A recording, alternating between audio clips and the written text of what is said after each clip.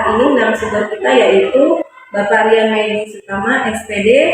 Beliau adalah staf pengajar di SDN 1 Cidahu, Kecamatan Cidahu.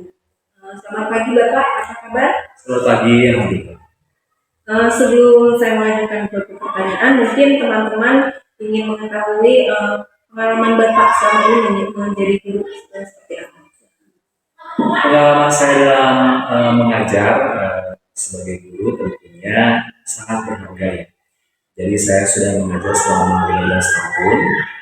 Setelah lulus SMA, saya langsung mengajar sambil kuliah di Universitas Terbuka.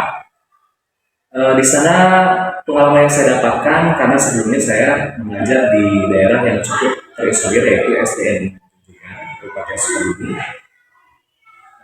Saya mengajarkan dan juga belajar dari mereka peserta didik untuk mereka dapat menghadapi kehidupan setelah sekolah tentunya. Jadi mereka dapat menyiapkan masa depannya dengan baik.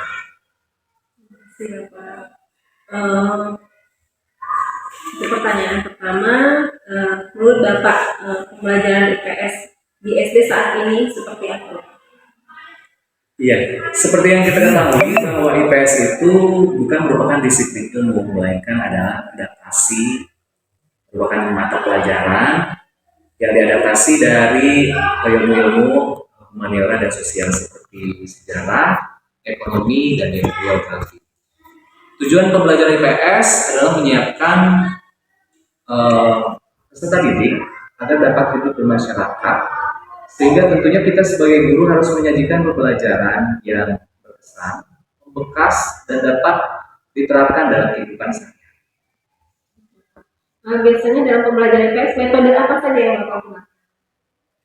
Metode yang paling sering saya gunakan adalah cooperative learning, karena di dalamnya peserta didik dapat saling ketergantungan secara positif, mempunyai tanggung jawab terhadap diri sendiri, membangun komunikasi yang intens dengan temannya, dan dapat mengevaluasi secara kelompok.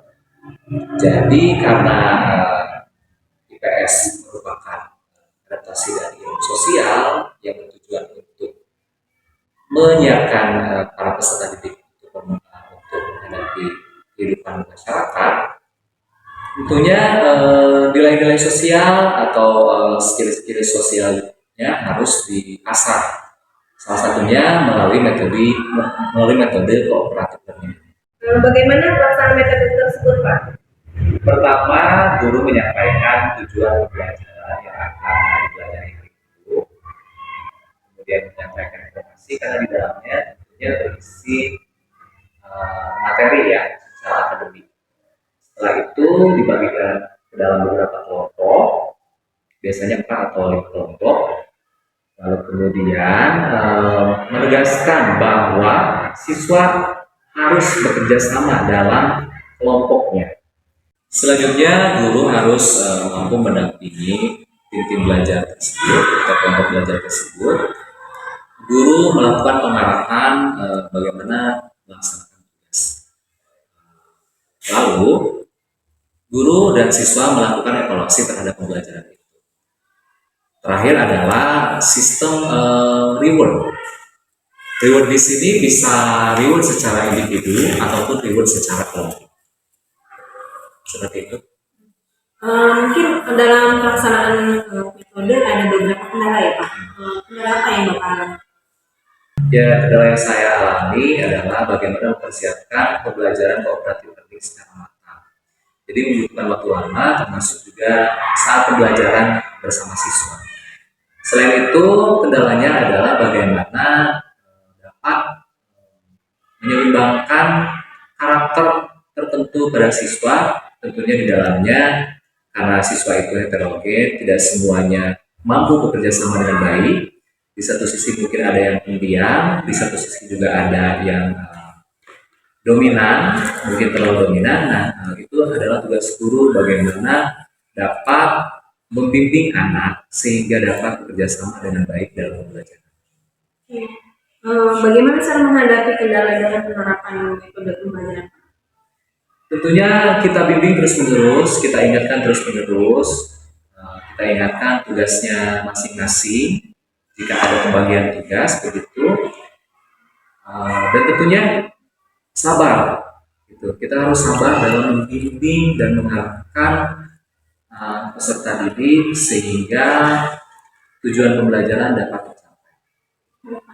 Selain model cooperative learning, tidak ada metode yang lain ya Pak? Mungkin selain cooperative learning, apakah metode apa saja? Metode atau model yang saya ketahui yang paling umum selain cooperative learning adalah mungkin contextual learning, yang di dalamnya siswa dituntut pada satu keadaan yang memang sesuai dengan konteks kehidupan sehari-hari. Kemudian selain itu ada juga problem based learning. Seperti namanya, kita sudah dapat mengetahui bahwa di sana siswa dituntut untuk memecahkan masalah. Jadi guru menyajikan satu keadaan atau situasi yang di dalamnya ada masalah tertentu. Siswa dituntut untuk menyelesaikan masalah berdasarkan tentunya ilmu-ilmu yang mereka ketahui. Setelah penerapan cooperative learning dalam pembelajaran PES ini, bagaimana hasil pembelajarannya Pak? Mungkin ada perubahan atau gimana? Ya. Dibanding pembelajaran secara klasikal yang mungkin hanya sekadar menulis, membaca seperti itu, tentunya sangat jauh perbedaannya saat kita menerapkan cooperative learning. Prestasi belajar meningkat, kemudian kemampuan mereka dalam bersosialisasi itu juga meningkat. Bisa jadi di dalamnya juga pengaruh positifnya adalah dapat membina kerukunan antar siswa yang berbeda karakter. Bapak, terima kasih atas informasinya. Mungkin sebelum kita mengakhiri wawancara, ada sedikit kesan atau pesan untuk kita sebagai calon guru, Pak. Terima kasih.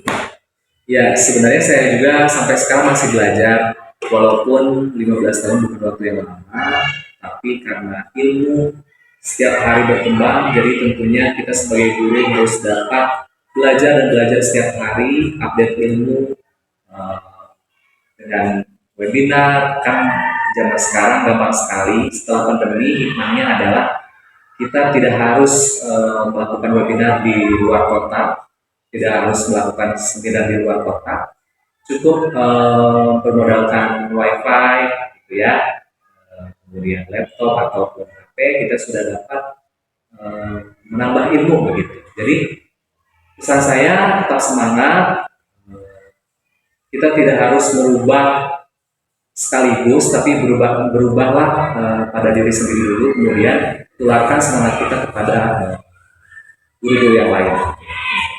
Bapak, terima kasih banyak atas informasinya, sangat membantu dan inspirasi sekali, khususnya untuk kami calon-calon guru ya Pak ya.